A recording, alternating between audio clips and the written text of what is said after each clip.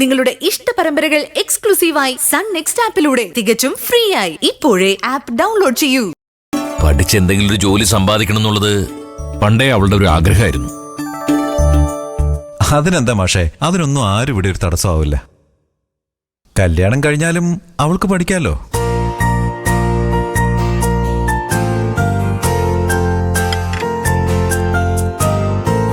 അങ്ങനെയാണെങ്കിൽ പിന്നെ അവള് ഡിഗ്രി കഴിയുന്നവരെ വെയിറ്റ് ചെയ്യണമെന്ന കല്യാണം കഴിഞ്ഞ് ഇവിടെ വന്ന അവൾക്ക് ഇതുവരെ പഠിച്ച കോളേജിൽ തന്നെ കണ്ടിന്യൂ ചെയ്യാലോ.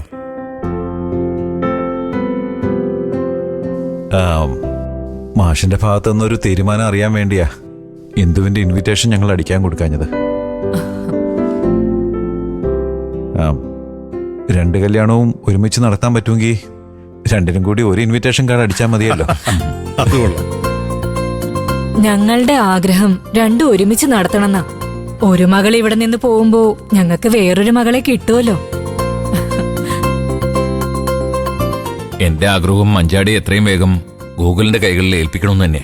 പക്ഷേ കുട്ടികളുടെ തീരുമാനം കൂടി നമ്മൾ കണക്കിലെടുക്കണമല്ലോ. അവള് ഡിഗ്രി കംപ്ലീറ്റ് ചെയ്യാൻ ഇനി 1.5 വർഷം കൂടി എടുക്കും. ചിലപ്പോ അത്രയും കാത്തു നിൽക്കേണ്ടി വരില്ല. ഈ വർഷത്തെ എക്സാം എല്ലാം കഴിഞ്ഞ ഉടനെ ഞാൻ മോളോട് ഒന്നുകൂടി സംസാരിക്കാം. എന്ന് വെച്ചാ അണ്ണം പറഞ്ഞു വന്നത് അടുത്ത മാസം നടത്താൻ തീരുമാനിച്ച ഇന്ദുവിന്റെ കല്യാണത്തിനൊപ്പം ഇത് നടത്താൻ പറ്റില്ലെന്നാ. അത് ഞങ്ങളെ സംബന്ധിച്ചിടത്തോളം സമയം വളരെ കുറവാണ്. എന്ന് വെച്ച് അതിനു മുമ്പ് എൻഗേജ്മെന്റ് നടത്തിക്കൊടുന്നില്ല അല്ലേടാ? ആ അതെ, നമുക്കൊരു മോതിരം മാറൽ ചടങ്ങ് നടത്തി വെക്കാം ദാസ്. അപ്പൊ തന്നെ രണ്ടുപേരുടെയും കല്യാണ കാര്യത്തില് ഒരു തീരുമാനമായല്ലോ. പിന്നെന്താ, ഡേറ്റ് തീരുമാനിക്കണം, പിന്നെ അതങ്ങ് നടത്തി കൊടുക്കേണ്ട കാര്യമല്ലേ ഉള്ളൂ.